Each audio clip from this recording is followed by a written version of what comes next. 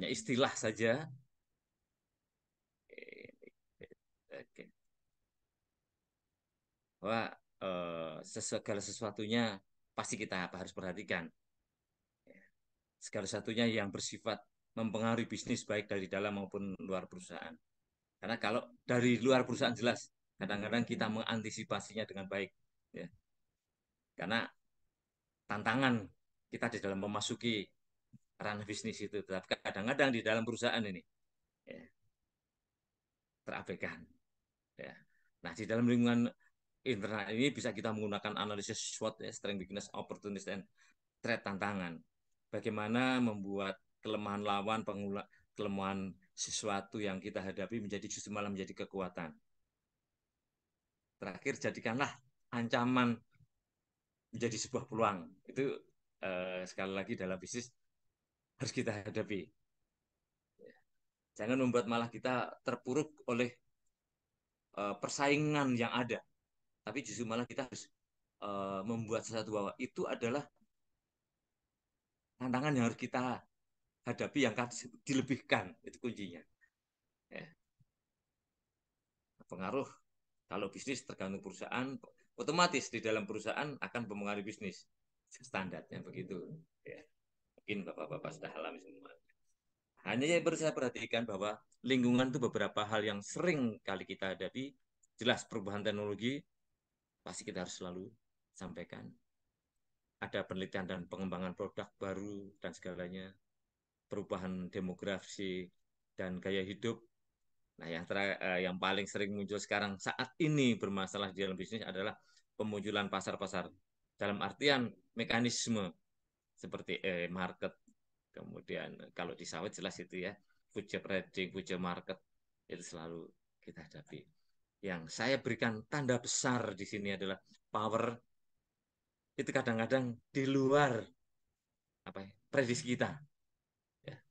Kasus tiba-tiba ya, dari harga tinggi TBS menjadi langsung drop, itu kan sebetulnya semuanya berawal dari permasalahan power sebetulnya. Kalau ini sudut pandang saya, meskipun di dalam teori nggak ada, tapi ini eh, perilaku yang harus kita hadapi. Ya, kita mensikapinya bagaimana power itu kadang-kadang justru malah membuat bisnis menjadi bermasalah. Ada kompetitor, ada pemasok, pengguna, kebijakan pemerintah, perusahaan keuangan, dan budaya. Nah, budaya ini adalah budaya masyarakat. Bagaimana kita eh, CPO atau palm oil kecenderungannya ya, ada black campaign yang menyatakan palm oil itu berbahaya bagi mereka. Beberapa periode yang lalu bahkan memunculkan kata palm oil itu karsiogenik. Ya.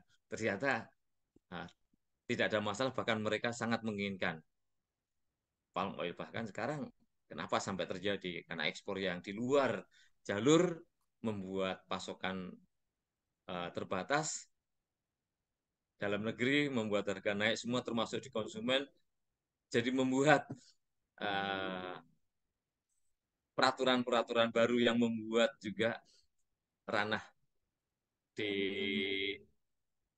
sawit berubah, ya. Bahkan menjadikan harga turun drastis begitu. Ditambah tentunya kondisi COVID itu juga. Nah, ini sekilas saja bagaimana mendirikan perusahaan atau bisnis. Kita tidak mempermasalahkan modal sendiri, modal investor, bank atau gade. Ya sering itu prinsipnya sumber modal. Kenapa saya tekankan? Kalau modal sendiri kadang-kadang tidak ada masalah. Kenapa? Kerugian yang diperoleh kita bisa mengabaikan. Tapi kalau sudah mulai dari investor, ya investor, ada hutang, ada go public, ya ada bank, ya gade. Eh, ya ingin saya sampaikan di sini adalah masalah go public. Tidak berarti go public itu perusahaan yang besar, perusahaan yang pasti menjanjikan. Ya. Tetapi go public itu ya perolehan modal dari saham itu dianggap modal yang paling murah karena semua risikonya ditanggung oleh pemilik modal, alhamdulillah begitu ya. Kenapa? Kalau kita saham, perusahaan mengalami kerugian, pemilik modal juga rugi. Tetapi kalau hutang, perusahaan mengalami kerugian, hutang harus tetap terbayar. Nah, ini yang jadi masalah. Jadi sehingga kadang-kadang ada istilah saham atau go public merupakan eh, perolehan modal yang paling murah. Karena bagi hasil kan begitu. Di saat kita rugi, mereka rugi. Tapi, nah kelemahannya di saat kita untung, mereka juga harus mendapatkan keuntungan. Itu yang kita soroti. Nah, yang ingin saya sampaikan bahwa kalau kita menggunakan sebuah modal, modal harus dikembalikan. Artinya, pada saat kita menggunakan modal saat ini, maka pada periode tertentu harus bukan dalam bentuk uangnya yang sama, tetapi investasinya yang sama. Karena kita kegiatan ya. Misalkan begini, kita memberi truk hari ini harga 1 miliar. Maka 5 tahun yang akan datang harus mampu juga membeli truk 1 unit. Mungkin harganya 2-3 miliar. Ya, atau mungkin lebih. Nah, ini sebuah unit usaha harus memberikan kompensasi seperti itu. Memberikan permodalan atau perolehan keuntungan sisa yang sama persis untuk pembelian unit usaha tadi. Hari ini kita dengan 1 miliar beli truk satu. 5 tahun yang akan datang tidak berarti kita harus keuntungan 1 miliar. Truk hari itu dia akan datang 2 miliar, maka keuntungan bersih harus 2 miliar. Nah ini yang kadang-kadang terlupakan. Ya, alasannya yang penting kita mendapatkan keuntungan. Dan sebagian keuntungan yang ada sudah digunakan untuk kegiatan operasional usaha. Nah, ini sebagian tidak. Lalu bagaimana truk pada saat akhir periode itu masih sisa dijual, ya, bisa diperhitungkan. Jadi pada 5 tahun yang akan datang kok truk harganya 1 miliar tinggal 200 juta, maka bisa mengurangi atau menambah eh, modal di akhir itu. Ya. Kalau 2 miliar berarti tinggal menambah 1,8 begitu. Itu bersih dalam modal. Nah, jelas saja bahwa faktor di dalam mendirikan modal tentu ya profitabilitas, ya, standarnya input output, artinya membandingkan investasi yang satu dengan yang lain, membandingkan keuntungan perusahaan dengan yang satu yang lain, ya. Atau mungkin trade off profit adalah kalau kita berinvestasi pada satu sisi dimungkinkan akan menurunkan keuntungan usaha yang lain. Nah, ini biasanya dianalisis sebagai trade off karena dimungkin tadi ini naik keuntungannya, tetapi yang lain turun. Bisa saja kita menggunakan sistem penjumlahan. Ya, investasi yang ada terakhir adalah harus minimal ya, sama dengan total profit yang pertama. Secara umum proses produk jelas ya. Kalau kita bisnis sawit, kalau nggak tahu sawit ya kita dibodohin oleh sawit itu sendiri kan gitu. Nah nggak tahu gitu ya. Ya. Ini intinya bahwa kita tanpa disadari harus teknis produksi tahu. Tetapi di dalam menentukan produk ada konsep push atau pull, ya, dorong atau tarik. Artinya kalau kita berinvestasi membuat produk baru, apakah kita dasarnya konsumen, artinya konsumen menginginkan sesuatu maka kita buat seperti mereka, atau kita pilih kita punya sesuatu kita buat maka kita tawarkan ke konsumen. Nah tentunya masing-masing punya kelemahan dan kelebihan. Nah akan lebih baik kalau saya katakan terakhir adalah riset, artinya dua belah pihak kita mampu dengan sesuatu proses produksi tetapi masyarakat minta maka kita padukan. Kalau itu klop berarti proses produksi pendirian perusahaan akan jalan. Tetapi kalau hanya salah satu dimungkinkan tadi timpang karena sebetulnya konsumen tidak menginginkan atau kita yang tidak mampu kita paksakan. Saya kira begitu. Ini di dalam menentukan. Tetapi ada pertanyaan di sini saya tambah insting.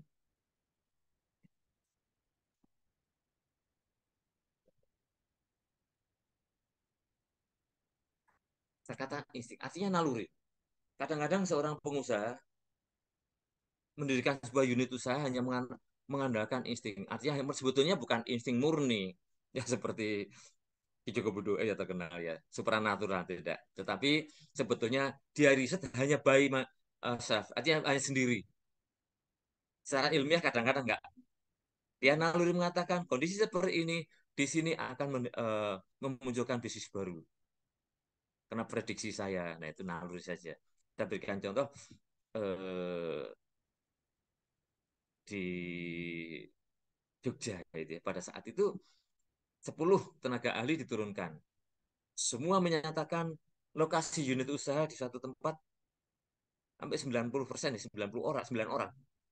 Satu tempat akan lebih berkembang dibanding tempat yang satu. Hanya satu mengatakan. Tapi tadi owners pemilik modal mengatakan ini yang paling baik. Karena menurut dia, naluri dia mengatakan ini nanti akan berkembang. Dan terbukti ternyata gitu ya. Meskipun saya katakan tidak semua, tapi dimungkinkan hal-hal itu terjadi. Jadi tidak hanya mengandalkan saraf virus, tapi dua-duanya kita pegang.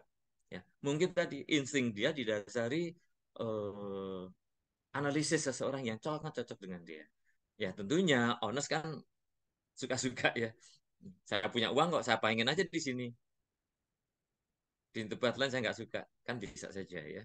Seperti sekarang ini, kalau bapak-bapak ke Jogja, ya, mencari lokasi kafe, mencari lokasi spot foto, malah bahkan tidak masuk akal. Cukup jauh ya, bahkan viral dengan berbagai tampilan-tampilan ya. Untuk menuju ke sana sulit sekali. Ya. Tapi kadang-kadang mereka hanya mengandalkan dari mungkin bisa. Ya. Tapi mungkin juga bisa nggak? Saya nggak tahu karena proses saat ini baru berjalan beberapa tahun, belum sampai tahun ke depan. Ya. Tetapi ternyata, nah ini seperti yang saya sampaikan sebelumnya, ternyata dia menggunakan strategi holistik. Oh, di sini menguntungkan, oh, di tidak. Ini sama dia. Nah, di dalam produk ya, dalam bisnis mendirikan unit usaha, jangan lupa pemasaran. Meskipun tadi pasar bisa dibuat kok, ya. Tidak hanya mengandalkan pasar yang ada, betul. Tapi tadi peluangnya bagaimana? Kondisi status. Kalau status pasarnya bebas nggak ada masalah. Tetapi kalau sudah oligopoli, Durian, ayo. oligopoli, ya. Ayo. Oke, ada suara masuk ya. Ya. Kemudian ada bagaimana mekanisme pasar yang masuk, Bongkar, kondisi bongkar di sini ambibilitas aja, ha. nilai. Duduk di sini ya. Oke, baik. Mana casnya? Ada cas ini. Pak Andri, Pak Pak. Andri, Pak Andri, Mohon Andri, maaf Pak matikan. Andri, suaranya. Pak, Pak Andri, suaranya. Oh sudah, oke sudah. udah Pak. Oke, oke, baik, terima kasih. Jadi ada satu hal, dunia perkebunan sangat berbeda. Ya, waktu itu pemikir lama mengatakan salah satunya adalah untuk perkebunan itu semua fasilitas yang menyediakan pengusaha. Pasar dibuat sendiri, jalan dibuat sendiri, dan itu sudah terjadi. Ya, sebagai calon di Kalimantan itu hampir kalau saya katakan dapat dikatakan 80% yang buat ada teman-teman dari perkebunan. Ya, sudah dibuat jalur eh, yang cukup ramai. Ternyata sekarang ada jalur-jalur tikus ya, jalan-jalan tikus yang mampu menjembatani kelemahan transportasi yang disediakan oleh pemerintah. Itu salah satu bahwa itu sebetulnya yang membuat adalah rekan-rekan di perkebunan. Artinya fasilitas pasar, fasilitas yang lain itu bisa kita dibentuk. Ya. Kemudian ada bahan baku. Beberapa periode yang lalu untuk cari pupuk aja susah. Tapi sekarang transportasi mudah dan segalanya. Termasuk sumber tenaga kerja. Nah jelas sumber modal itu menjadi bahan pertimbangan. Jangan sampai dalam proses perjalanan modal nggak ada, akhirnya tenaga kerja kabur semua. Ya seperti yang di Maluku itu, tiap tahun investornya masih kirim modal terus. Saya nggak tahu apakah kondisi saat ini bagaimana, ya, karena dari hasil riset adik-adik untuk menutupi pembiayaannya harus investasi, mas, para investor yang di Jakarta masih ngirim permodalan terus. Karena masih tetap punya target bahwa pada periode tertentu pasti menghasilkan. Nah ini para investor itu sebetulnya sudah siap dengan sumber modal yang dimungkinkan, ya, ada penyimpangan-penyimpangan. Nah tentunya di dalam pasar tanpa harus kita jadi risk, ya, saya katakan selalu risiko. Mohon maaf kalau saya, menurut pendapat saya, nggak boleh kita mengatakan bahwa tidak pasti atau ketidakpastian. Semua bersifat risiko. Artinya kalau kita tak kejadian itu tidak tahu kapan, tapi pasti akan terjadi, maka kita berikan kompensasi.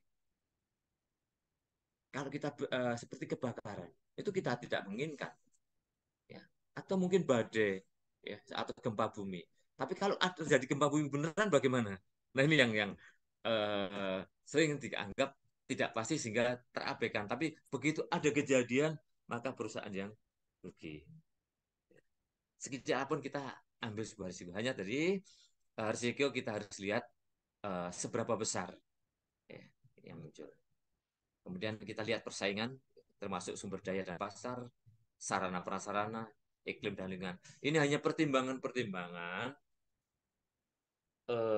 Jangan sampai kita melangkah itu ibaratnya tertatih-tatih, itu orang pincang itu dua-duanya pincang kaki.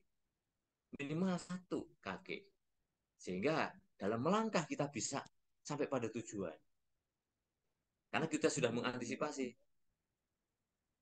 Kalau tidak sama sekali maka di tengah jalan. Ya. Nah, regulasi dan pajak ini jelas, ya. Meskipun ya, mohon maaf, di sawit itu sangat dinamis, ya. Sudah perizinan jelas, sudah ngalor ngidul biaya operasional perizinan tinggi, tiba-tiba ada perizinan tambang. Itu tutup semua, ya teman-teman, ya. Ya. Termasuk pengembangan perusahaan. Ya kalau demikian pula perkebunan sama sebetulnya. Kalau kita mendirikan sebuah unit usaha, pengembangan perusahaan, apakah kita akan mengembangkan atau tidak? Kalau mengembangkan, bagaimana peluangnya? Ya. Artinya kalau perusahaan itu kecil, misalkan 1 hektar, kita target kita 5 hektar. Maka peluang kita untuk melebar di 5 hektar di tempat yang sama, itu sudah punya peluang. Meskipun kita tidak tahu, ya, kapan itu terjadi atau kondisi itu terjadi atau tidak. Ya. Bahkan saya lihat ada 2 unit perusahaan yang saya amati sekali. Di satu di pabrik gula di Lamongan, kemudian satu pabrik sepatu. Hamparan diluaskan dulu, nanti urusan belakang pengembangannya. Tapi bangunannya kecil. Karena targetnya areal semua nanti kita kuasai, begitu. Mungkin itu, ya. Ya. Karena pengalaman di sekitar Jogja, ada pabrik tahu. Waktu itu nggak ada masalah karena kanan kiri masih sawah. Tapi sekarang terusir dia karena alasannya mengganggu lingkungan. Nah, di saat mendirikan nggak ada lingkungan, mempermasakan lingkungan. Tapi dalam perkembangannya berbeda, termasuk di Bandung, ya, kasusnya kita partnership. Karena seperti disampaikan bahwa pendirian unit usaha pasti ada urban. Kanan kiri akan berdiri unit-unit usaha kecil yang kemungkinan menghalangi pengembangan unit usaha. Ya, di sini ada lahan, penduduk, dan seterusnya. Nah, ini yang saya tekankan sekali lagi tadi, pertimbangan penentu dapat ditentukan kesaksiannya, namun dapat dibuat sendiri. Artinya, seperti tadi, kalau kebun kita tidak memiliki atau fasilitas yang ada di tempat kita mendirikan unit usaha, tidak ada, ya kita buat. Kalau tidak ada pasar, maka kita buat pasar. Artinya kita ekspor, nggak mungkin produk kita di ekspor karena orang luar negeri tidak suka. Kenapa tidak? Kita buat jalur. Ya. Artinya ketersediaan bisa kita buat sendiri. Hingga Kalau saya katakan fasilitas dibuat itu. Nah, ini yang tadi saya sampaikan ada biasanya di dalam konteks pabrik terutama ya unit usaha pasti ada muncul suburban area. Area-area di mana akan berkembang setelah ada fasilitas atau perusahaan yang berdiri di situ. Tetapi ada juga yang memanfaatkan suburban area ini. Jadi mendirikan unit-unit usaha yang dekat area yang mendukung tetapi relatif murah biayanya. Ya, ini contoh tadi ya. Kalau di Jawa yang kita amati adalah pabrik-pabrik tekstil. Pasti di tempat-tempat jauh dari kota, tetapi lebih dekat. Masyarakat di sekitarnya banyak, ya, sehingga dianggap area itu menguntungkan karena biaya operasionalnya nanti akan lebih rendah. Karena tadi dekat dengan pasar, tetapi tidak terlalu jauh, upah murah karena warga di situ masih biaya murah, harga tanah dan bangunan relatif rendah, ya. Dan terakhir kan labor relation lebih akrab karena ada komunikasi dengan baik. Nah, ini saya sampaikan juga di dalam bisnis, bagaimana kalau itu lahan ya, bagaimana kalau dengan produk? Pengembangan produk Bapak-Bapak itu Bu, Bapak-Bapak ini kebetulan ya, bisa berekspansif usaha dengan membuat produk baru. Produk baru tidak berarti produk yang berbeda. Hingga saya katakan di sini, berbeda dengan yang lain atau berbeda dari produk sebelumnya. Hanya itu saja. Kalau produk lama dianggap di dalam bisnis adalah produk yang sama persis dengan produk sebelumnya. Ya. Contoh yang saya berikan adalah di Wilmar itu yang saya tahu, maaf, itu mereknya tok yang beda. Ya. Ada Sanko, ada Vigo. Kandar di dalamnya sama persis, tapi produsennya beda. Dianggap yang produk yang berbeda itu. Ya. Boom dan Wo sama-sama sabun, kadarnya sama persis, hanya membedakan merek dan bungkusnya. Itu sudah dianggap produk yang berbeda. Jadi Bapak-bapak bisa, bahkan kalau di supermarket kadang-kadang kita tertawa. Ini sama persis dengan merek ini. Isinya sama persis, hanya bungkusnya saja sama. Ini yang bisa saja kita mengantisipasinya di dalam membuat produk baru. Yang tadi sudah saya katakan, ada push dan pull teknologi, ada integrated. Ya. Nah, di dalam pendirian jangan lupa ini. Merek dagang, adakah eh, menarik? Apakah menarik konsumen?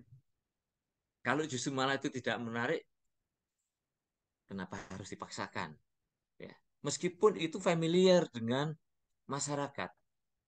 Ya.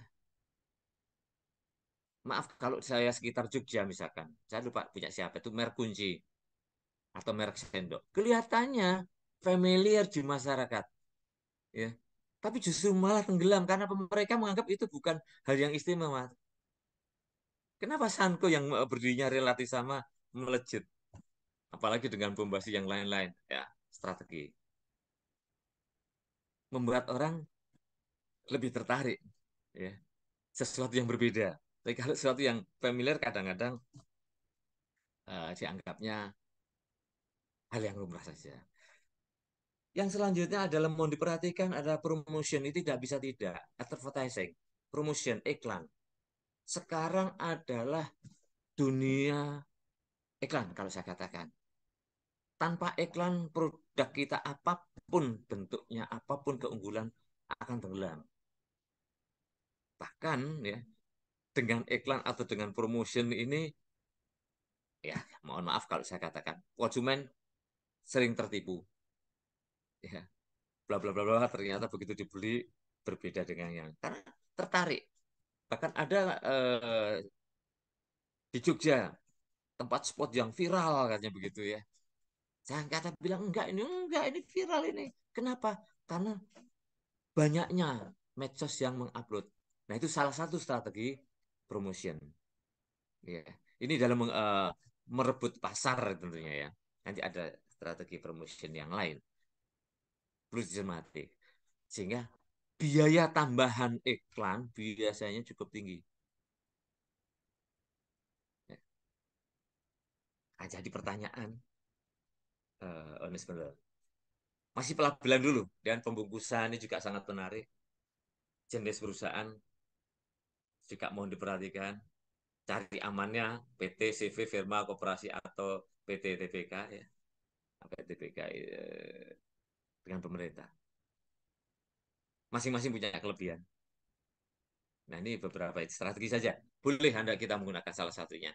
Nah, sebentar, saya ingin menyebutkan, oh maaf, kok tiba-tiba ini habis ya, ngebut ya ternyata.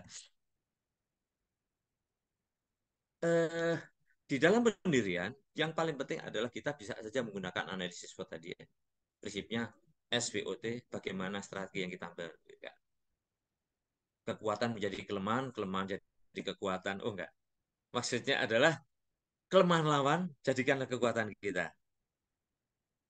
Jangan kekuatan kita menjadi kelemahan lawan, kebalik. Karena apa? Sudah menikmati kalau itu. Tetapi kalau kelemahan lama jadikanlah kekuatan kita. Kelemahan kita justru malah kekuatan kita di dalam mengantisipasi kompetisi. Jadikanlah tantangan, ancaman menjadi peluang. Bukan malah terpuruk, wah ini kesulitan, wah ini cari peluang masuk. Begitu. Ini secara umum di dalam analisis ekonomi, ya ada rata, tren, grafis, statistikal. Yang paling sederhana adalah masalah analisis rata. Udah, kita analisis saja secara periodik, ya fenomena yang terjadi apa. Kemudian ada grafis, ada juga statistik. Ya. Yang sekarang baru muncul adalah analisis kanvas, satu lembar, karena seperti kanvas itu mungkin ya. Satu lembar untuk melihat segala fenomena untuk memenangkan produk. Kemudian ada eh, target konsumen, profit perusahaan selalu kita cermati. Di dalam analisis pasar, analisis produk, dan analisis operasional, jangan melupakan risk. Ya. Karena kepentingan risiko ini selalu harus kita antisipasi agar perusahaan sustainable. Selalu saya sampaikan bahwa tidak ada yang namanya ketidakpastian. Semua ketidakpastian harus bersifat risk. Artinya risiko diukur. Kalau itu tidak pasti, asumsinya kegagalannya tinggi. Sehingga kita berikan harus kompensasi, mengantisipasi kerugian yang ada. Ini dan, nah, tetapi bagaimana di dalam risk operasional? Jelas ya, Bapak-bapak sudah mengalami nih. Ada K3, ada kesalahan input, kesalahan output, atau alat dan yang lain. Nah, ini tentunya sudah selalu diantisipasi. Tapi mau tidak mau, kita berikan angkanya.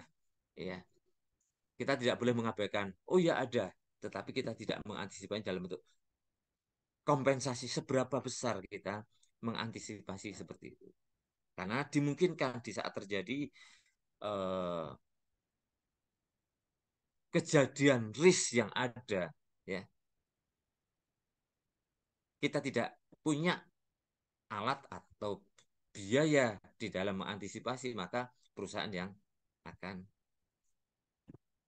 selesai tidak berlanjut. Itu yang perlu dicermati. Untuk materi hari ini yang sebagian nih, karena maaf kalau saya ngebut karena mohon maaf kita tinggal satu kali tatap muka, saya langsung selesaikan tatap muka terakhir review bisnis hari ini. Kira-kira begitu Bapak, Bapak, Pak Kusbi. Ya Pak, Silakan. ya Kita Pak, selesaikan aja ya, ya sekarang ya, nggak usah diskusi banyak. ya Pak. Oke, jadi minggu depan udah kosong.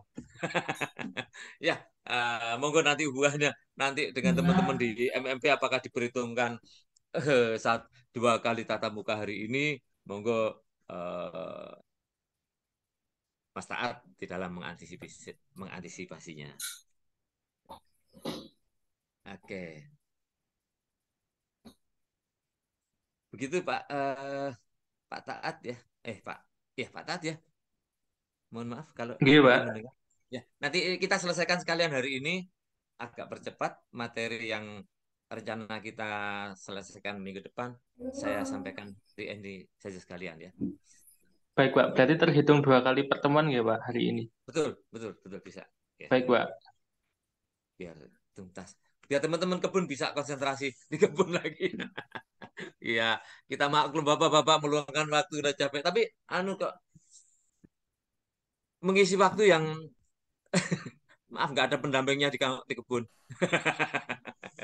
Kalau ada nggak ada pendampingnya kan mending dengerin ngobrol di sini ya, gitu ya. Oke, baik saya coba bukti materi kelima review.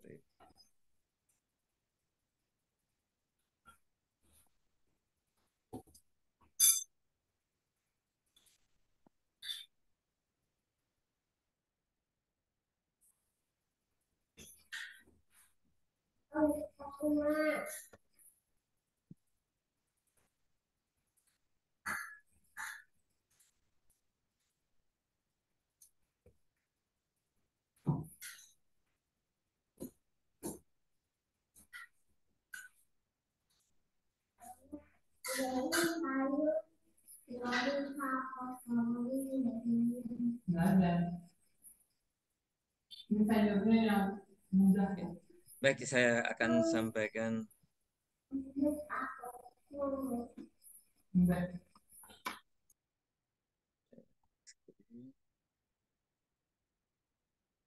Ya, kebetulan juga masih terkait dengan di dalam analisis bisnis.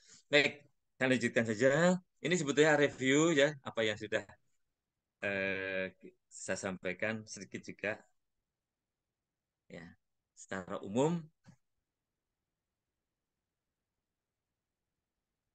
kita tidak bisa melepas bahwa investasi itu sebetulnya keseimbangan antara supply dan demand. Artinya tawaran dan permintaan. Nah, ada tanda panah uang. Karena ujung-ujungnya, gitu ya, ujung-ujungnya adalah masalah finansial keuangan. Karena kalau bisnis apapun bentuknya, meskipun kita sendiri sebagai tenaga kerja kan juga bisnis, ya. Tenaga kerja kita tawarkan pada perusahaan meminta tenaga kerja kita dapat duit kan gitu ya. Perusahaan hasil kinerja kita juga hasil penjualan ini ya, sehingga di sini saya katakan nah, nah, yang kedua di dalam review adalah antara kreditor dan penyedia modal maaf atau versus ya, saya katakan versus ini bukan berarti lawan, tetapi ini sering punya kepentingan yang berbeda ya. Pengguna modal tentunya efisiensi sebanyak-banyaknya menggunakan modal, tetapi kreditor pemilik modal seefisien mungkin, bahkan seminimalis atau sedikit pun keuangannya tampilkan. Nah, tugas para manajer keuangan maupun manajer operasional adalah pilihan dan alternatif. Alokasi dana secara efisien dalam meningkatkan nilai perusahaan. Artinya, uang yang ada, dana yang ada mau dialokasikan kemana. Nah, saya katakan satu lagi, holistik. Kalau bapak-bapak mau berinvestasi, ya ini investor kan siapa tahu ini banyak loh teman-teman resign dari kebun bukan karena hal yang lain. Gua cari intan gitu ya, kan di kebun cuma dapat emas katanya. Cari intan dah gitu ya. Satu berlian gitu ya. Jadi pindah haluan. Nah, ini harus bersifat holistik. Holistik adalah kalau berinvestasi di keuntungan yang tinggi, harus juga berinvestasi di bidang lain dengan keuntungan yang rendah. Itu sudah saya sampaikan. Karena dimungkinkan kalau perusahaan atau lembaga usaha yang kita usahakan di usaha yang tinggi tadi tutup, maka keuntungan yang rendah akan jadi naik lagi. Dan di dalam bisnis tidak lupa adalah saling mensejahterakan. Artinya kedua belah pihak mendapatkan keuntungan. Ya, selera konsumen itu yang targetnya. Ya. Di dalam saya review tatap muka sebelumnya, saya katakan konsep skala usaha. Ya kita nggak bisa lepas. Nah ini yang jadi masalah kan kalau di kebun, ASEAN kebun suka yang 600 hektar atau yang 1.200 hektar kan gitu. Tentunya yang suka yang 600 hektar dan gitu ya, karena skalanya kecil. Tetapi kalau kita sudah unit usaha, kenapa tidak kita usahakan yang 1.200, keuntungannya jauh ya, biaya operasionalnya lebih rendah. Jadi target di dalam peningkatan skala usaha adalah biaya per unit produk kita menjadi turun. Nah, ini target kita itu ke sana. Timbul pertanyaan di sini, kenapa saya sampaikan biaya tetap menjadi biaya variabel? Nah, artinya semua biaya yang dikeluarkan termasuk aset ya harus diperhitungkan sebagai biaya variabel, biaya produksi. Jadi bagian dari apa yang kita berikan harga pada konsumen. Ya. Tadi sudah saya singgung bahwa kalau kita berinvestasi hari ini 1 miliar, tahun ini 1 miliar, 5 tahun ke depan tidak berarti harus mengembalikan 1 miliar. Ya. Tapi kita harus mengembalikan semua aset dan segalanya sesuai dengan kondisi seperti saat ini. Beli truk hari ini 1 unit harga 1 miliar, pada 5 tahun yang akan datang harga 2 miliar, maka kita harus mendapatkan keuntungan bersih 2 miliar. Timbul pertanyaan, nah lalu sisa kendaraan tadi gimana? Nah tadi saya sudah sampaikan, bisa dipotongkan ke sana. Hanya tadi, maaf kalau saya sampaikan adalah beberapa perilaku pemilik modal menggunakan strategi double accounting. Double accounting itu adalah tadi sudah dihitung penyusutan, ya, masih dihitung bunga aset ada, ya, pengembalian aset sehingga jadi dua, ya, supaya keuntungannya tinggi. Sebetulnya hanya itu. Tapi sebetulnya nggak boleh. Tapi statusnya bisa menggunakan strategi saja. Ya. Secara ekonomi nggak boleh. Nah, kita yang harus perhatikan di dalam sistem bisnis adalah permasalahan pelanggan, kolega, dan pesaing. Karena kita uh, ya boleh katakan terbebani etika bisnis. Dalam etika bisnis, ya selalu umum etika adalah hubungan ya, apa secara etis atau tidak, ya baik atau buruk dan segalanya, adil tidak, jujur tidak. Tetapi prinsip dasar di dalam bisnis, kesejahteraan dua belah pihak eh, terjamin ya kesejahteraannya. Yang kedua adalah ini tanggung jawab di luar bisnis, yaitu adanya eh, apa, pemodal dan pelanggan yang sifatnya di luar sistem. Ya, kalau saya sebut di sini ada CD, ada CA, Community Involvement, ada CSR. Ini sebetulnya kadang-kadang di luar ketentuan bisnis tapi wajib memberikan kompensasi. Ya. Karena kalau kita tidak menyadari, kadang-kadang perusahaan kita bermasalah. Ya, contohnya di sawit itu dapat sorotan CSR. Bahkan CSR ini menjadi beban biaya yang relatif, saya katakan relatif tinggi atau relatif bermasalah.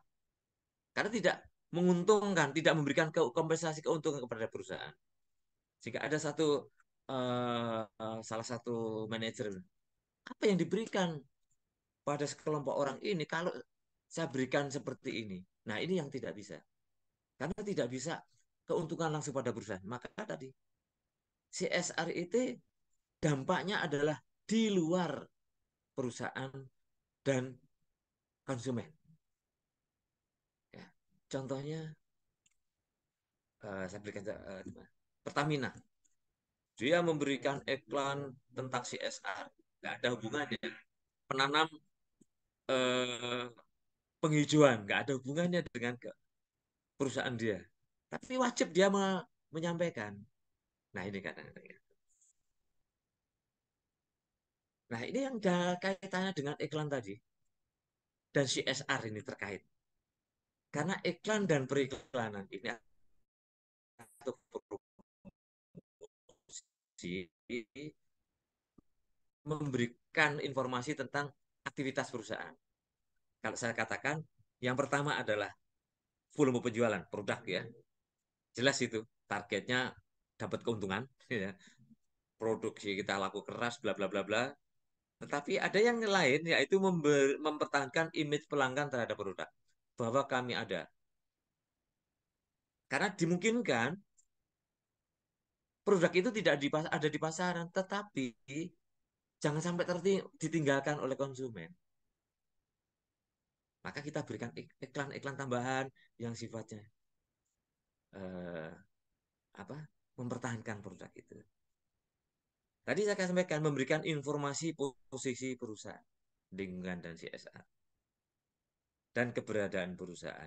Nah ini yang kadang-kadang di luar biaya produksi sehingga ada pembiayaan CSR yang tidak boleh mengambil bagian dari biaya produksi. Lalu dari mana? Dari keuntungan.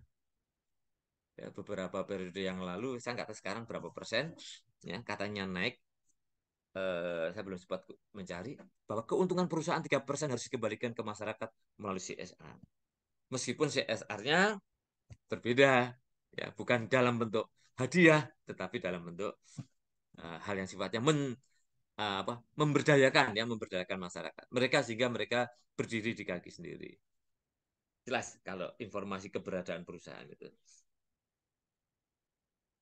Yang saya soroti di dalam konteks sebelumnya sehingga tadi salah satunya adalah masalah mutu. Karena mutu ini dianggap kadang-kadang isaku iki. Bisa saya begini, inilah mutu produk saya. Ini menurut saya yang terbaik. Lupa bahwa mutu kadang-kadang harus memperhatikan respon konsumen. Karena dimungkinkan menurut kita baik, menurut konsumen tidak baik. Sempat saya sampaikan, kasus di India, gembok yang terbaik di sana di saat dulu ya, adalah gembok yang gampang dibuka. Loh kok bisa? Itu yang terbaik. Karena Pak orang sana pelupa. Sehingga yang kualitas baik malah nggak laku. Dianggapnya ini lebih baik. Ya, sudut pandang yang berbeda. Ya mungkin saja yang dikatakan mutu yang baik adalah sekali pakai tapi mampu membuat eh, kepuasan konsumen lebih baik. Ya. Prinsip dasar dari mutu adalah bagaimana kita memuaskan sesuai dengan selera konsumen. Nah, tetapi dari Taguchi, ya, Taguchi itu memberikan wacana bahwa mutu secara sistematis, ya, secara sistemik, secara menyeluruh, tidak hanya pada produk itu, tetapi juga diukur dari kerugian yang ditanggung oleh masyarakat. Jadi bukan oleh pengguna. Ya. Baik dari segi produk, di sini kinerja produk maupun perancangan, ya. Dan akibat samping yang timbul selama penggunaan produk, ya, yang tidak terkait dengan fungsi produk tersebut. Nah, artinya bisa saja produk itu menurut kita baik, tapi tidak baik buat orang lain. Ya. Meskipun orang lain itu tidak mengkonsumsi. Ya. Atau bahkan produk itu baik hari ini, bisa berbeda dampaknya pada waktu yang akan datang.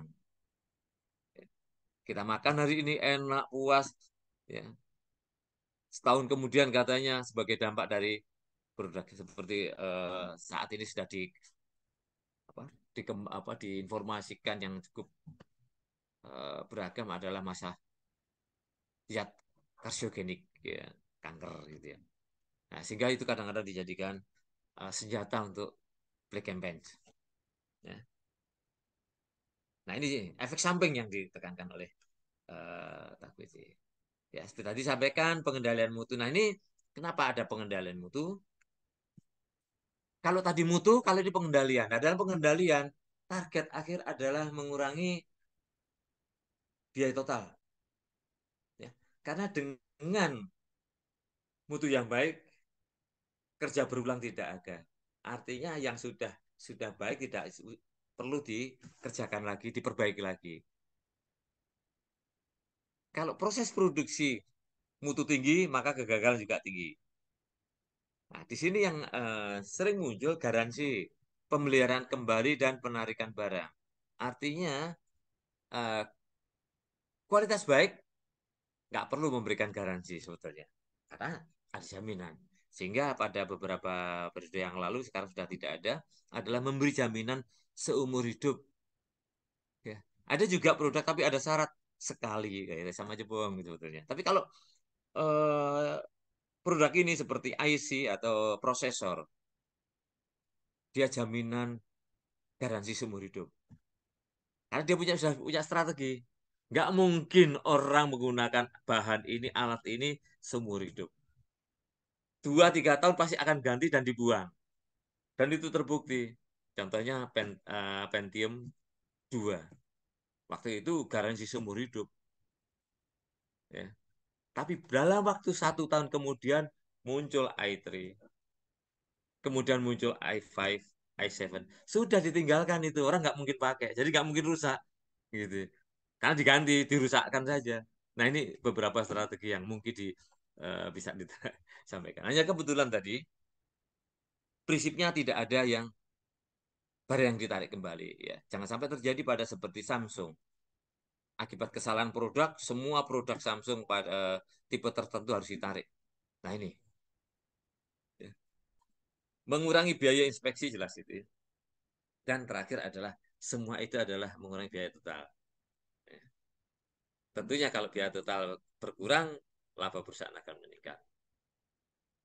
Yang saya soroti lagi di dalam eh, review bisnis ya, mungkin belum ya, bahwa ada grading dan standarisasi, ya di mana target kita adalah peningkatan penjualan. Karena grading ya adalah klasifikasi atau pengelompokan produk hanya kesepakatan antara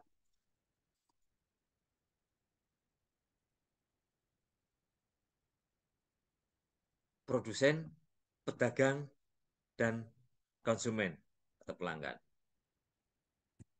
Bedanya dengan standarisasi, ada tambahannya adalah pemerintah. Tidak hanya tambah, tetapi dimungkinkan yang berlaku di sini tidak semua terlibat.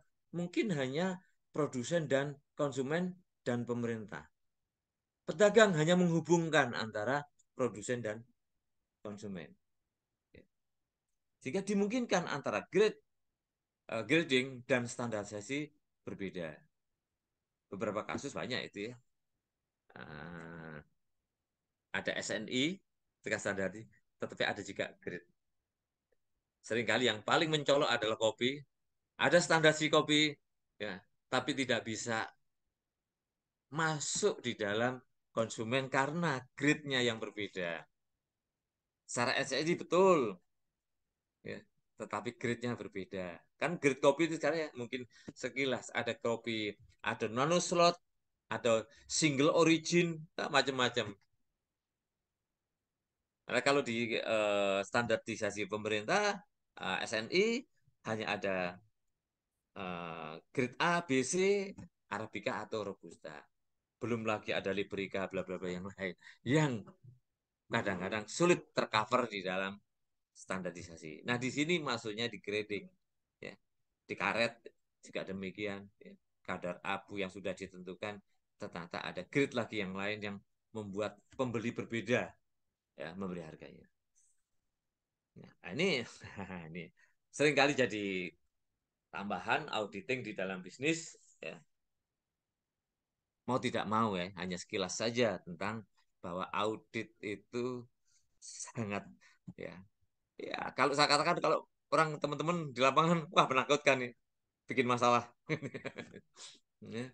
Sebetulnya auditor atau audit dalam proses auditing ya adalah memeriksa, meluruskan kondisi-kondisi apakah ada penyimpangan atau tidak ya dari kriteria-kriteria yang sudah ditetapkan. Yang jadi persoalan kadang-kadang ini sudah sesuai menurut kami, tapi tidak sesuai menurut kriteria yang ada. Nah, ini muncul pertanyaan, ini auditor kok cari-cari kesalahan orang gitu ya. Cari-cari masalah. Bahkan bos menyatakan, kalau auditor tidak bisa menemukan masalah, tidak menemukan penyimpangan, berarti yang menyimpang auditornya. Katanya begitu. Ya enggak ya. Apa yang pernah saya pelajari, bahkan saya dari auditor kampus, auditor adalah apa? Pengumpulan bukti, apakah ada kesesuaian atau tidak ada kesesuaian. Jadi kalau tidak ada kesesuaian, maka dievaluasi apakah periode yang akan datang dilakukan perubahan atau tidak. Apakah temuan minor atau mayor. Tidak berarti dia melakukan kesalahan. Tetapi kalau sudah pertemuan ini dievaluasi ternyata masih menyimpang, itu baru ada proses bahwa itu terjadi penyimpangan. Nah, monggo ini yang tergantung di lapangan ya. Hanya tadi kita di lapangan hanya satu. Kita melaksanakan bukti bahwa kita telah menyesuaikan dengan kriteria dan prosedur yang benar. Tapi kalau ada penyimpangan, nah itu kriteria yang mana? Nah, di dalam membuat laporan harus sesuai dengan objek yang ada, artinya objektif. Nah, ini kadang-kadang tadi sempat terlontar. Wah, itu auditor tuh like and dislike. Itu yang pertama. Yang kedua, ya maaf. Prestasi seorang auditor kadang-kadang ditunjukkan dari temuan-temuan ya yang jadi persoalan itu. Kadang-kadang hal yang sepele jadikan masalah. Oke lah, ya. Kalau prosedur itu salah, ya, maka harus diperbaiki. Nah, kalau saya sampaikan kata-kata manfaatkan, maksudnya manfaatkan auditor. Kadang-kadang para manajer itu kesibukan di lapangan, belum lagi mengendalikan banyak orang. Kadang-kadang ada yang menyimpang. Atau mungkin kadang-kadang meleset dari pengawasan. Ya maaf, di antara teman-teman mesti ingat beberapa periode yang lalu. Ya kemudian tempat kita ini. Ada yang tidak bisa bekerja seumur hidup ya, di kebun sawit. Karena pindah sana, pindah sini udah ketahuan. Lu pernah di sana. Yang nanggep rekan adik-adik mahasiswa magang. Pelakunya kakak kelasnya. Yang pem-PHK kakak kelasnya juga. Artinya tidak ada kaitannya dengan institusional, tapi lebih pada bagaimana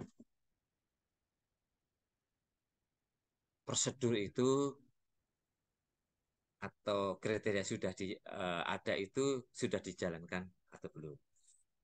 Nah, inilah manfaat dari audit. Nah, ketidakmampuan kita, oh iya ini kurang, maka kita lakukan perbaikan di waktu yang akan datang. Yang tadi muncul dalam proses produksi, ya risiko-risiko ini kadang-kadang muncul. Nah, kalau kita abaikan, maka proses produksi itu akan terganggu. Ya kebetulan di sawit besar skalanya. Bagaimana kalau skala kecil di perusahaan-perusahaan kecil? Penyimpangan akan membuat proses produksi tidak berjalan dengan baik. Mutu tidak terjaga. Sampai di tingkat konsumen juga meleset. Ini. Sehingga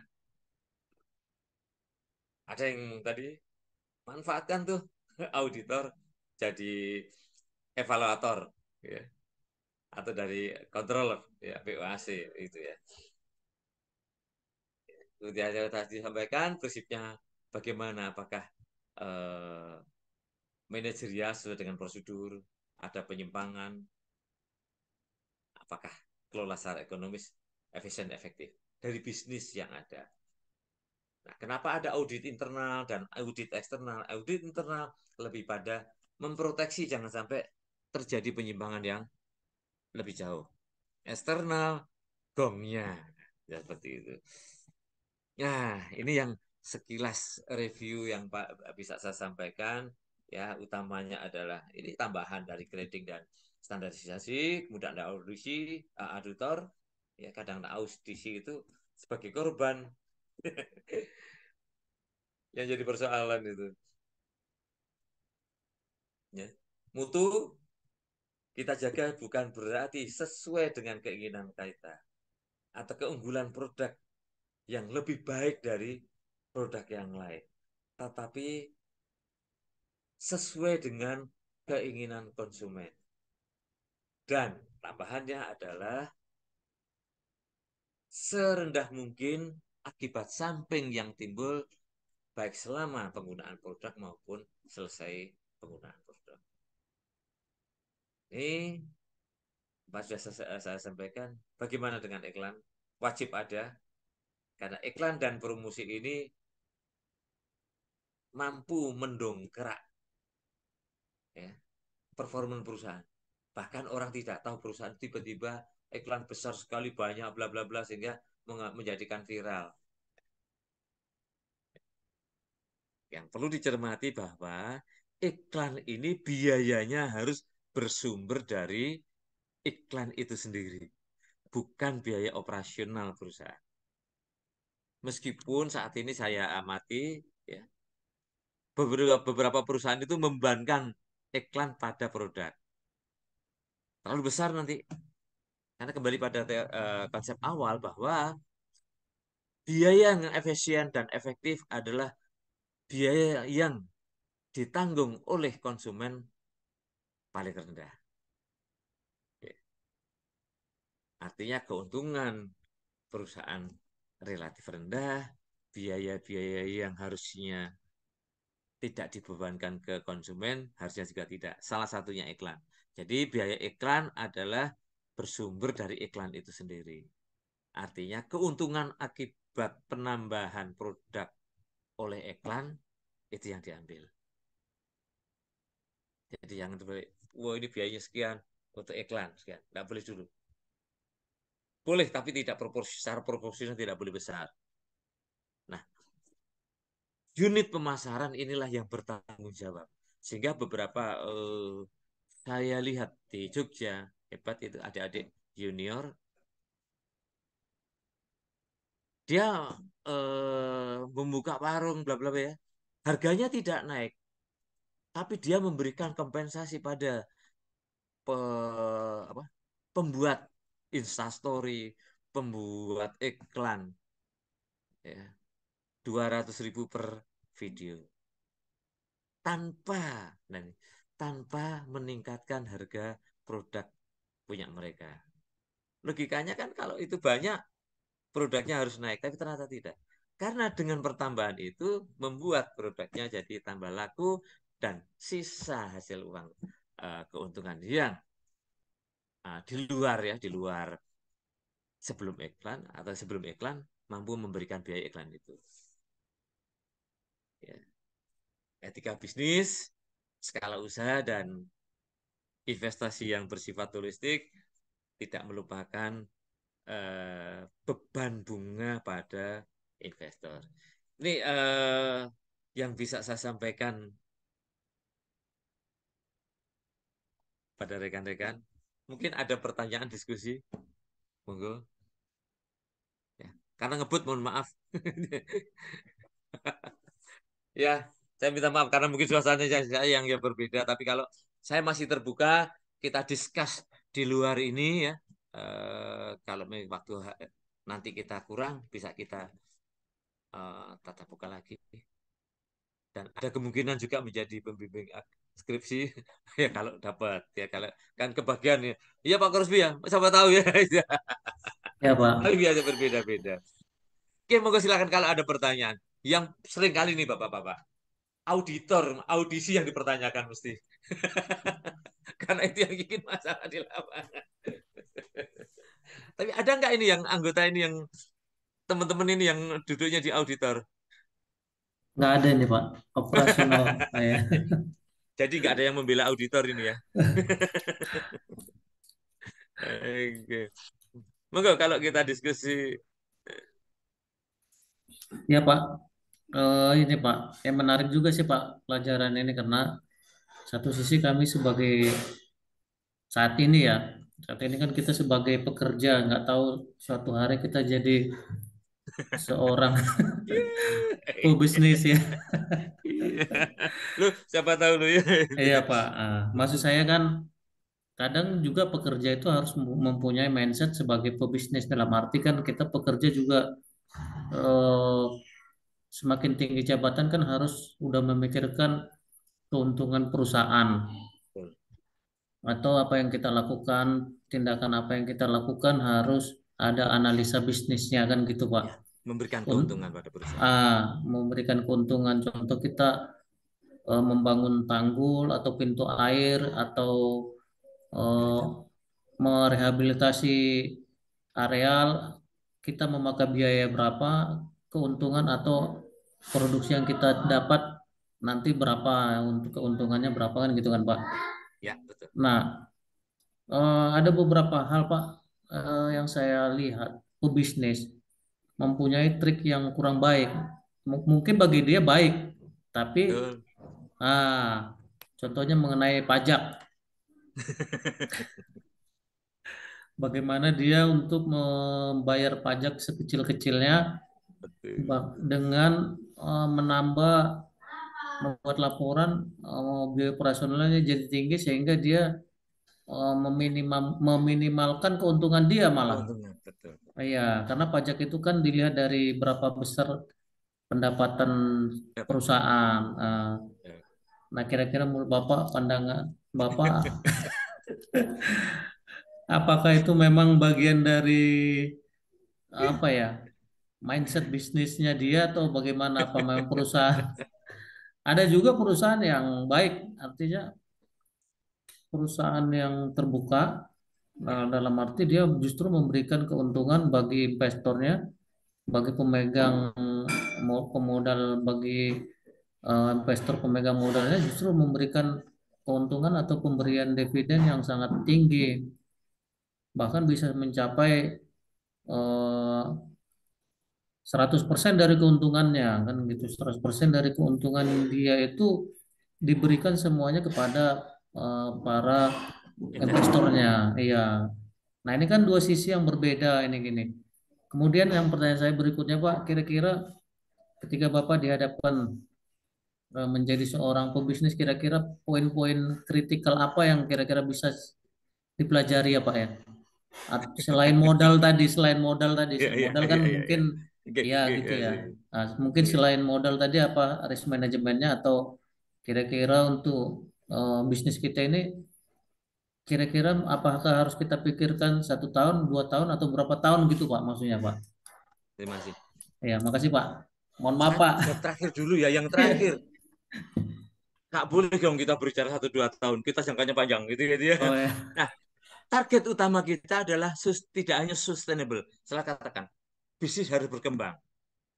Jadi banyak sekali saya amati di Jogja terutama. Dia bangga dengan bisnisnya. Bisnisnya besar. Hanya tokonya yang digedein. Atau dia hanya berusaha di Jogja saja. Saya tanya, sudahkah punya cabang di Surabaya? Nah ini, kalau saya sudut pandang saya. Kalau Izzo sudah punya cabang di Surabaya, itulah jadi bisnis betul. Ini sudut dalam target pengembangan usaha. Masalah waktu, monggo itu.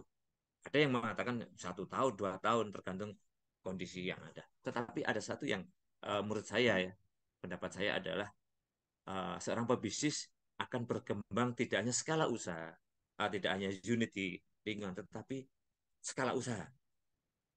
Kalau dia skala usaha kan bisa sudut pandang apa, ukurannya. Nah, ukuran kan sudut pandang kok kabupaten menjadi provinsi, provinsi menjadi nasional, nasional itulah konsep di dalam pengembangan. Nah, kalau dia mampu seperti ini. Tapi kalau hanya seperti banyak sekali di Jogja ini, ya ada mixu misalnya ya, itu sudah mulai ranah nasional. Setiap titik kapal. Tapi menurut saya itu kurang. Saya kurang tahu persis apakah mixu itu dari Jakarta atau lokal Jogja. Yang saya beberapa waktu saya lupa sudah sekarang nah tenggelam dengan COVID karena itu ya. Dia di Jogja berdiri, karena dia tidak mau ekspansi besar, maka ke Kabupaten Magelang, ke kabupaten-kabupaten sekitarnya, yang dimana orangnya relatif sama, maka nggak berkembang itu Sanggap. Hanya berkembang unit karena apa? Pasarnya hanya merebut pasar yang potensi yang dia punya diambil, meskipun dia posisinya di Ambarukmo Plaza. Tapi kalau dia terkenal seperti Ampirono itu, konsumennya tidak hanya sekitar Kulon Progo atau Jogja sampai sekitarnya. Ya. Kalau dia membuat konsep yang sama di Kaliurang, sebetulnya tidak menyelesaikan masalah. Dia nggak mengembangkan karena konsumen dia yang Kaliurang harusnya ke sana, nggak perlu ke sana, cukup di Kaliurang saja. Itu ya. Tapi kenapa tidak mengembangkan unit itu di mungkin Jawa Timur, di Kalimantan? Itu berarti ekspansi skala usaha kalau sudut pandang uh, ukuran begitu Pak. Ya. Jadi kalau monggo ini kalau Pak Lutfi 1 tahun minimal punya cabang di 20, kenapa tidak kan gitu ya. Iya itu kan eh, gak sia-sia dong ibaratnya kalau resign. Iya. Nah, itu ya jadi masalah waktu Bapak, saya ada sedikit dapat clue dari Bapak. Artinya bisnisnya kecil tapi banyak gitu Pak ya. Cabangnya banyak bisa daripada bisa daripada bisnisnya besar daripada besar satu tempat betul. tapi satu atau dua biji gitu Pak ya. Eh tergantung unitnya. Karena begini, kalau itu produksi Hmm. produksi barang itu skala produksi di sini. Tetapi kan dengan besarnya skala itu bisa memasarkan lebih jauh. Hmm. Tapi coba kita sama produksi 1.000 unit, saya hanya bisa memasarkan di Jogja saja. Kalau saya naikkan menjadi 5.000 unit, saya bisa memasarkan sampai Kalimantan. Tapi kalau skala produksi misalkan begini, saya punya toko atau saya punya eh, tadi kuliner ya, itu kan dasarnya bukan ukuran, tapi jumlah. Jadi sasarannya adalah konsumen itu harus melebar. Yang konsumen 1.000 jangan berbicara 2.000 atau 3.000, tetapi meskipun menjadi 2.000, tapi jangkauannya luas. Nah dari sini 1.000 di sini menjadi 5.000, yang di sini juga 1.000 5.000, kan jadi 10.000. Tapi coba kalau 1.000 ini targetnya 5.000 di sini hanya 5.000 dong. Pada targetnya kita 10.000 begitu. Jadi bukan bukan jumlah yang banyak, tergantung bisnisnya. Kalau kita bisnis unit produksi jumlah, maka skala produksi adalah jumlah unit yang dipasarkan luas wilayah, luas wilayah. Tetapi kalau tadi seperti kuliner ya, seperti di Jogja ini yang ini kapan terakhir Pak ke Jogja Pak? Nanti bingung cari yang namanya tempat kuliner. Saking banyaknya kuliner.